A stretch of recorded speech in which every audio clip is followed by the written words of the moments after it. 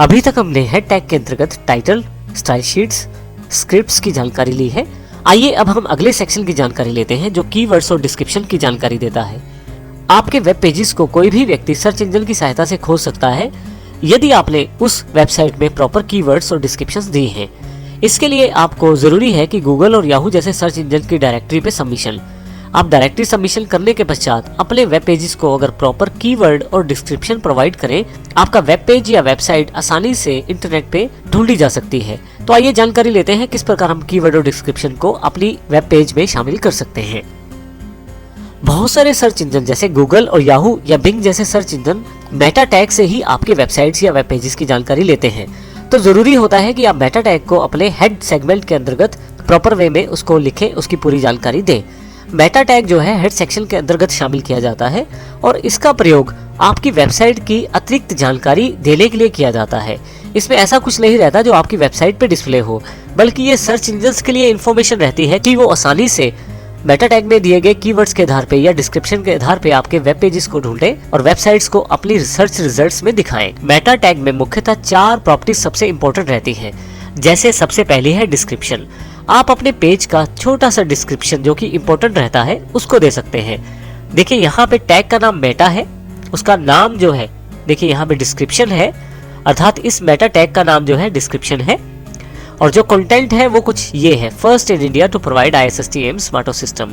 अब यहाँ पे ये जानकारी एक तरह से ये जानकारी यहाँ पे एक तरह से गूगल, अब यहाँ पे दी गई जानकारी सर्च इंजन के लिए है ताकि वो इस डिस्क्रिप्शन के आधार पे हमारे वेब पेज को सिलेक्ट कर पाए और अपने सर्च रिजल्ट्स में पेश कर पाए या शामिल कर पाए और अपने सर्च रिजल्ट्स में दिखा पाए और उसे शामिल कर पाए अपने रिजल्ट्स में।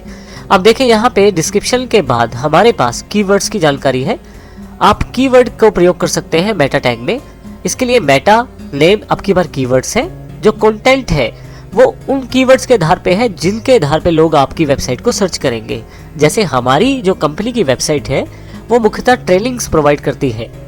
अब यहाँ पे कुछ ऐसी इंपॉर्टेंट टर्म्स प्रयोग की गई है जिनके आधार पे लोग हमारी वेबसाइट सर्च करें, जैसे computer basic, HTML, word, C++ या जावास्क्रिप्ट। इस तरह के कीवर्ड डालने पे सर्च इंजन पे कीवर्ड्स प्रयोग किए हैं।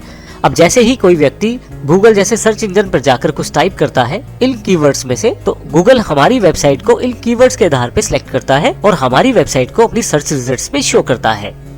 इसी तरह से यदि कोई ऑथर की जानकारी देनी है आपको, जैसे कि मैं अपनी जानकारी देना चाहता हूं, तो मेटा नेम ऑथर कर देता हूं। इस तरह से यदि कोई ऐसी वेबसाइट बना रहे हैं जिसमें इंफॉर्मेशन बार बार चेंज होती है, जैसे कि शेयर मार्केट की कोई वेबसाइट है या किसी लाइव मैच का टेलीकास्ट है जिसमें आपको थोड़े समय बाद रिफ्रेश करना पड़ता है, तो ऐसे केस में आप मेटा HTTP इक्विवेलेंट का प्रयोग कर सकते हैं, जिसमें रिफ्रेश जो इसका प्रॉपर्टी वैल्यू है और जो कंटेंट है यहाँ पे 30 है। 30 एक तरह से 30 सेकंड्स है। आपका वेब पेज 30 सेकंड्स बाद खुद ही रिफ्रेश हो जाएगा और जो आपके पास अब नई वैल्यूज है उसके आधार पे जानकारी दे दी जाएगी आपके वेब पेज पे। अब मान लीजिए कोई क्रिकेट का लाइव टेलीकास्ट है या कोई न्यूज पोर्टल का वेबसाइट है, तो जो भी पिछले 30 सेकंड में चेंजेस हुए हैं उनकी जानकारी आपके वेब पेज पे भी आ जाएगी।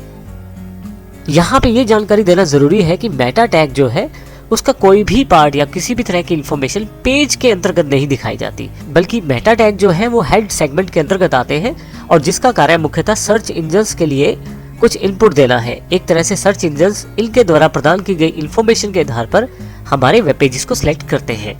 आइए अब हम इसका एक एग्जाम्पल प्रैक्टिकल रूप में देखते हैं। यहाँ पे सबसे पहला जो मेटा टैग है वो कैरेक्टर सेट से रिलेटेड है, जिसकी जानकारी हम अगले सेशन में लेंगे।